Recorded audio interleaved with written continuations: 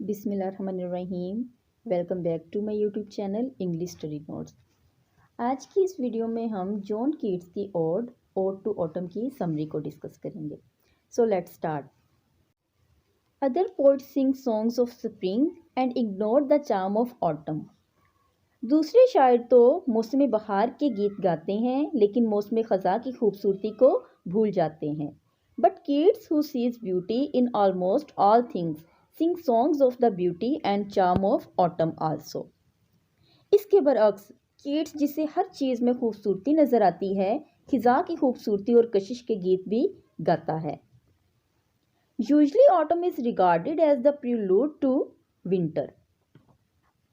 आमतौर पर तो मौसम ख़ज़ा का जो मौसम होता है वो मौसम सरमा का पेश-ए-ख़िदमत तस्वर किया जाता है, which is a period of trouble for the European people, जो कि सर्द मौसम यूरोप के लोगों के लिए किसी मुसीबत से कम नहीं होता। But Keats looks at it as a season of mellow fruitfulness, ripeness and fulfilment.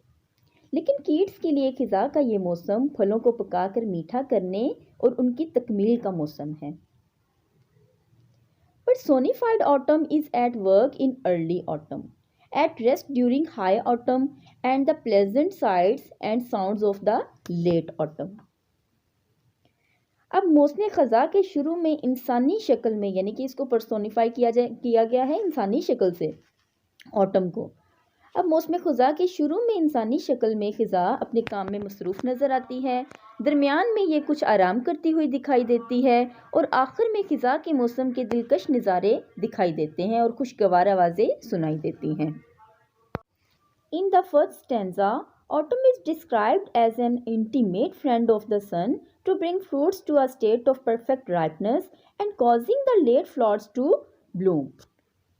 यानी पोइम के पहले स्टैंजा में खिज़ा को सूरज का गहरा दोस्त कहा गया है, जो अपनी गर्मी से इन्हें पकाकर मोटा, ताज़ा और मीठा कर देता है और वक्त के बाद उगने वाले फूलों को खिला देता है। In this stanza, Keats concentrates on the sights of autumn, ripening grapes and apples, swelling gourds and hazelnuts, and blooming flowers।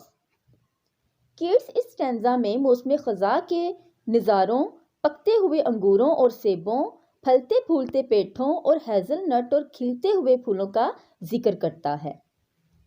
There are so many flowers all around that honeybees who suck their nectar feels as if the warm season of summer will never cease। इस वक्त इर्द गिर्द इतने ज़्यादा फूल खिले हुए हैं कि शहद की मक्खियाँ उनका रस चूस कर ये महसूस कर रही हैं कि शायद मौसम गर्मा कभी ख़त्म ही नहीं होगा। And they have gathered so much honey that their hive is overflowing। और उन्होंने इतना शहद जमा कर लिया है कि उनका जो छत्ता है वो भरकर टपकना शुरू हो गया है। In the second stanza, the personified autumn is busy with the characteristics activities of autumn। दूसरे स्टैंजा में मौसम ख़ज़ा को इंसानी शक्ल में इस किस्म की मुख्तलिफ सरगर्मियों like reaping, threshing, gleaning means gathering the ears of corn left by the reaper and cider making, यानी फसल काटने, फसल गाने, तिनका तिनका फसल इकट्ठी करने और मशीन से सेबों का जूस निकालते हुए दिखाया गया है। In the third stanza, the poet suits autumn not to be worried if the songs of spring have gone। अब तीसरे स्टैंजा में शायर मौसम ख़ज़ा की ढारस बंधाते हुए कहता है, मौसम बहार के नगमे ख़त्म हो जाने पर वो परेशान ना हो। It reminds autumn that it has its own music as pleasant as that of spring, the pleasant sounds of gnats, lambs, crickets, robins and swallows। वो उसे याद कराता है कि खिज़ा की तो अपनी ही एक मौसीकी होती है जो बहार जितनी ही खुशगवार होती है, यानी मौसम ख़ज़ा में कुटकुटियों, बकरियों के बच्चों, झींगरों, रॉबिन चिड़ियों और अबाबीलों की खुशगवार आवाज़ें सुनाई देती हैं। This music is produced only in autumn when the cold weather is about to arrive। इन जानवरों की ऐसी आवाज़ें सिर्फ इस मौसम में ही निकलती हैं जब मौसम सरमा की आमद होती है। This poem shows all the qualities of Keats as a poetic artist। his pictorial power, his economy of expression, his classical style, his sense of proportion and sweet music। यानी ये पोइम कीट्स की बतौर शायर तकरीबन तमाम खूबियाँ ज़ाहिर करती है, यानी इसका फ़न तस्वीर कशी, मुख्तसर अल्फाज में मुकम्मल इजहार, इसका क्लासिकल स्टाइल, इसका शोर तनासुब और मीठी मौसीकी। In no other poem his simple and direct love of nature finds a better and fuller expression।